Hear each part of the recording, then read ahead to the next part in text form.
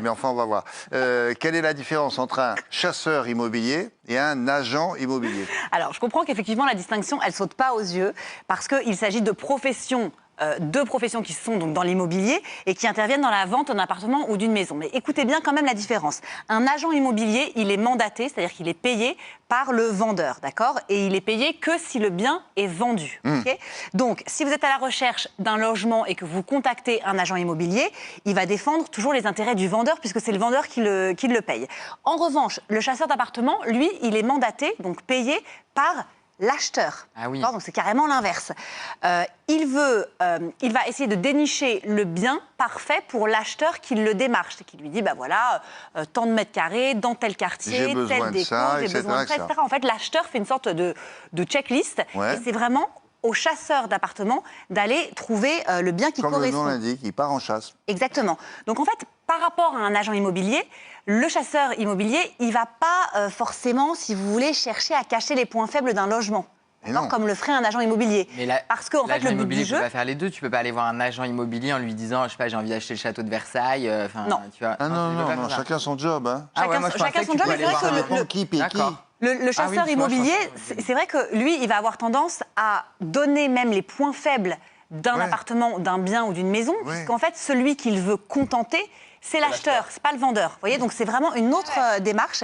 Et on est allé justement à la rencontre de chasseurs immobiliers et de leurs clients. Et vous allez vous rendre compte en fait du rôle que ça peut jouer et à quel point ça peut être utile aujourd'hui. Regardez.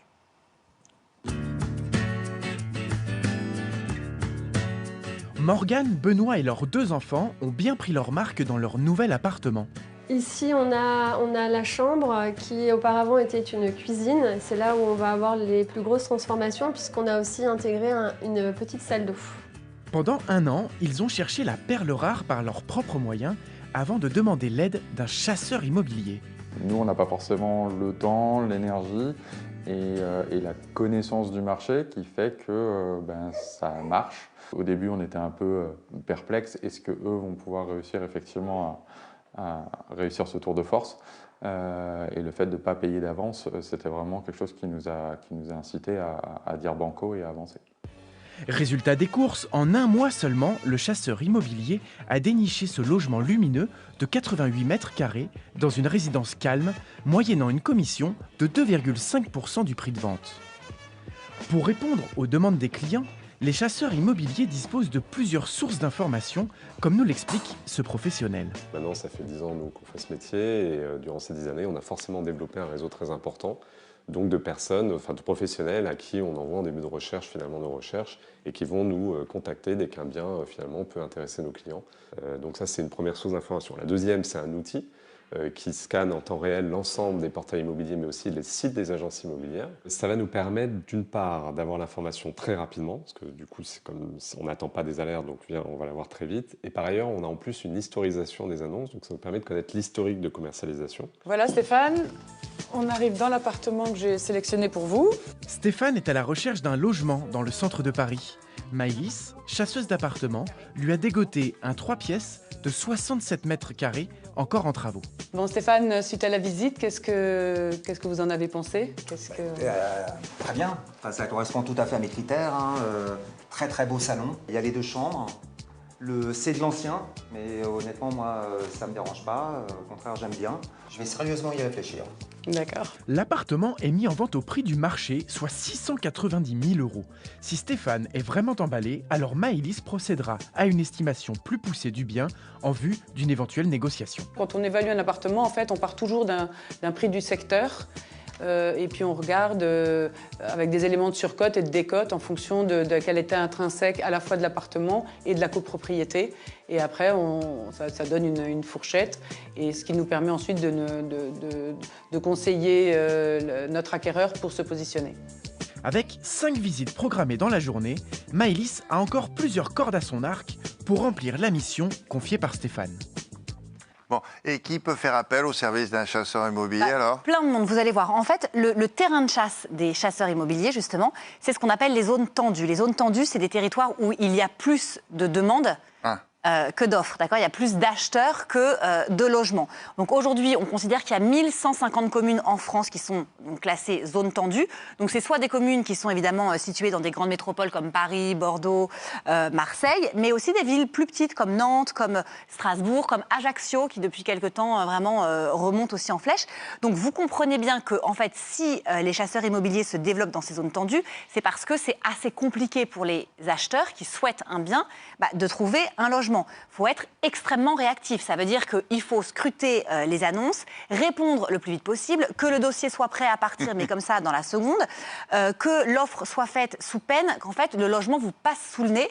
Mais des dizaines et des dizaines de fois, en fait, ça va très, très, très, très vite. Donc, en gros, c'est quasiment un travail à plein temps. Et c'est ce qu'on a vu dans le reportage. Donc, on a plusieurs profils d'acheteurs qui sont obligés, ou en tout cas qui sont tentés de faire appel à ces chasseurs d'appartements, parce que c'est ceux qui soit n'habitent pas dans la ville où ils souhaitent acheter, ça peut être un profil, ça peut être pour un déménagement, voilà, pour un investissement locatif. C'est aussi des gens qui achètent un bien pour la première fois, c'est ce qu'on appelle, vous savez, les primo-accédants. Eux, ils ont besoin d'être rassurés. En fait, c'est leur premier appartement, ils ont besoin d'être hyper épaulés sur toutes les démarches, mais aussi sur le plan un peu psychologique, de l'achat. Donc ça peut être aussi un autre profil. Et puis sinon, vous avez tous les acheteurs qui ont essayé pendant un moment de chercher des appartements, qui ont vu des appartements leur passer sous le nez comme ça dans les grandes villes, les uns après les autres, et qui se disent, bon allez, ras-le-bol, maintenant je demande à un chasseur immobilier de m'en occuper, parce qu'en fait, moi à côté, j'ai un boulot, j'ai un job, j'ai pas le temps de m'en occuper. Mais ça doit coûter un bras quand même, parce que tu disais qu'il n'y a pas de commission, etc. Donc comment est-ce qu'on les rémunère ? Alors en fait, c'est hyper intéressant leur système de rémunération. Enfin, encore une fois, c'est intéressant pour l'acheteur, d'accord ? Parce que en fait, le chasseur immobilier, il va prendre un pourcentage sur la vente qui vient s'ajouter au prix total. C'est entre 2 et 3% de la vente. Donc c'est payé par l'acheteur, mais ça signifie aussi qu'en fait, le chasseur immobilier, il n'est payé que s'il trouve un logement qui correspond aux critères de l'acheteur, d'accord ? Sinon, en fait, le chasseur immobilier, il bosse pour rien. Il vous demande rien.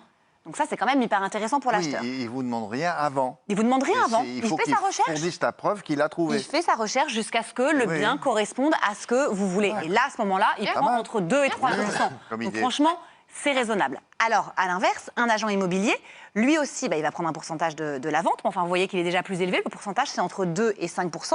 Et puis, c'est le vendeur qui paye l'agent immobilier, jamais l'acheteur. D'accord ? Donc, c'est vrai que c'est un peu le nouveau métier. Enfin, ça vient un peu déclasser l'agent immobilier. Pas encore très connu, me semble. Alors, si vous en doutez, sachez qu'il y a énormément aujourd'hui de chasseurs immobiliers qui sont sur le marché. Pour être sûr de choisir le bon, soit vous faites vraiment du bouche à oreille, parce que c'est vrai que ça fonctionne très très bien en ce moment. Sinon, vous avez la Fédération des chasseurs immobiliers.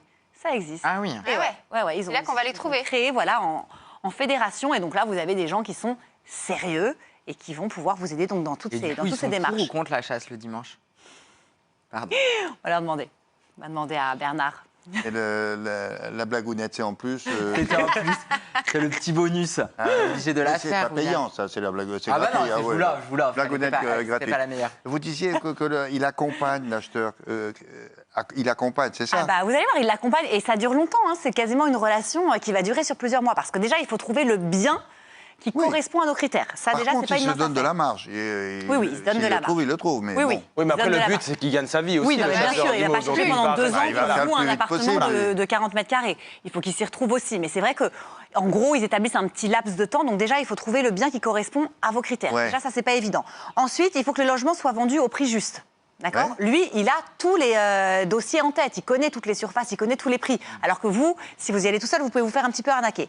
Lorsque l'acheteur accepte et achète le bien proposé par le chasseur, lui, il va proposer donc à une étude de prix, une petite étude de marché, si vous voulez, de la localisation, de l'état des biens. Donc ça va être hyper rassurant. Il va peut-être même négocier à la baisse le prix. Il peut démarcher les banques aussi pour obtenir un prêt pour vous. Non mais donc vous imaginez quand même, ça vous abat quand même un certain nombre de choses. Et puis alors, en général, ils sont hyper connectés, les chasseurs immobiliers. Donc en fait, ils ont les annonces un petit peu avant tout le monde.